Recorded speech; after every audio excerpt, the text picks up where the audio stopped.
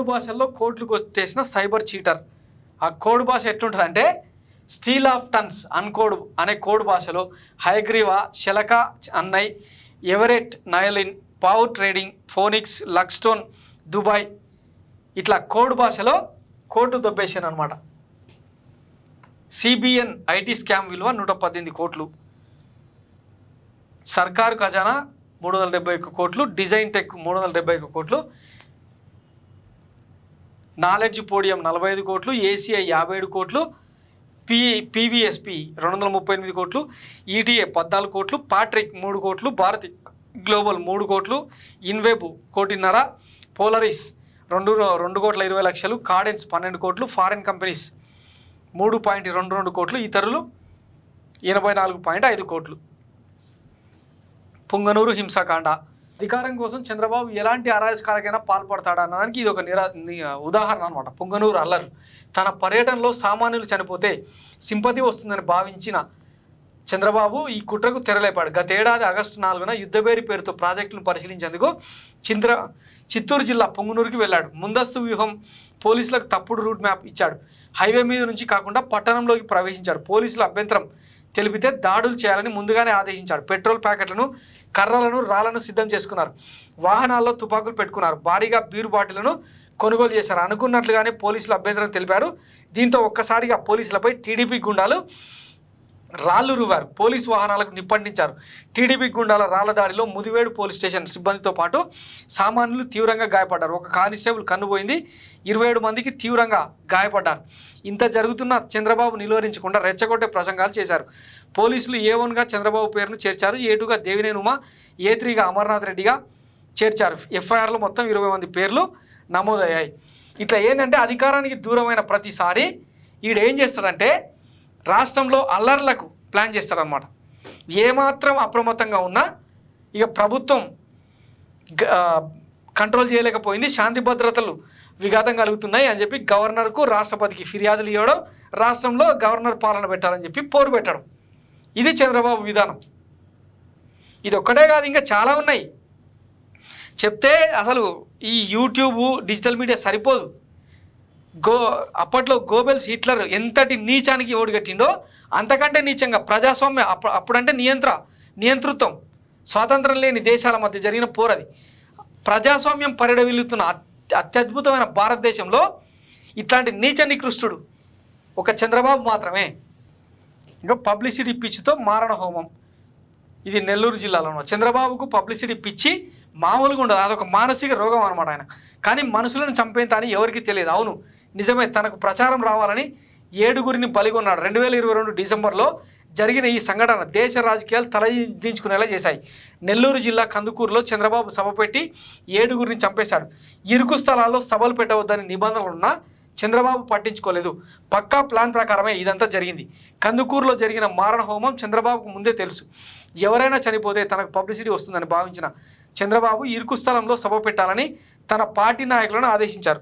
చంద్రబాబు ఆదేశాల మేరకు కందుకూరులో ఇరుకు గల్లీల్లో రోడ్ షో నిర్వహించారు. తాను ప్రసంగం మొదలుపెట్టగానే తర్వాత తొక్కిసలాట చేయాలని అక్కడి పార్టీ నాయకులను ఆదేశించారు. దీంతో ఒక్కసారిగా తొక్కిసలాట జరిగింది. క్షణాల్లోనే 7గురు సామాన్య ప్రజలు మోరీల్లో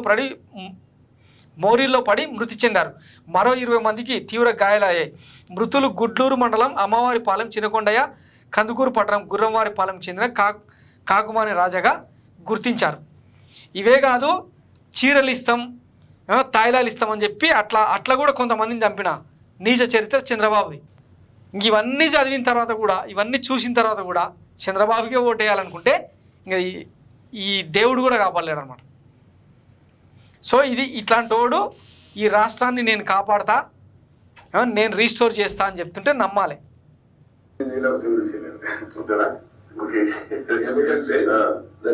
అది నా బ్రాండ్, అది నా ఫాస్ట్ ట్రాక్ రికార్డ్. ఇది ఈయన బ్రాండ్, ఇది ఈయన ఫాస్ట్ ట్రాక్ రికార్డు. ఇంకా ఇంత క్లియర్గా ఎవడు చెప్పడు, ఈడు తప్పిస్తే ఇంకెవడు చేయడు. ఇది కూడా క్లారిటీ అనమాట.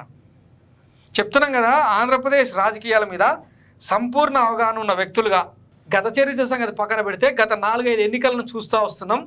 తెలంగాణ ఉద్యమం ఎట్టసాగింది, దాన్ని ఎట్లా నిరంకుశంగా చంద్రబాబు అణిచివేసిండు, ఇవన్నీ తెలిసిన వ్యక్తులుగా గత 4-5 ప్రత్యక్ష ఎన్నికలను దగ్గరగా చూసిన వ్యక్తులుగా ఇట్లాంటి లోఫర్ నాయకుడిని ఎక్కడ చూడలే, ఇక చూడం కూడా.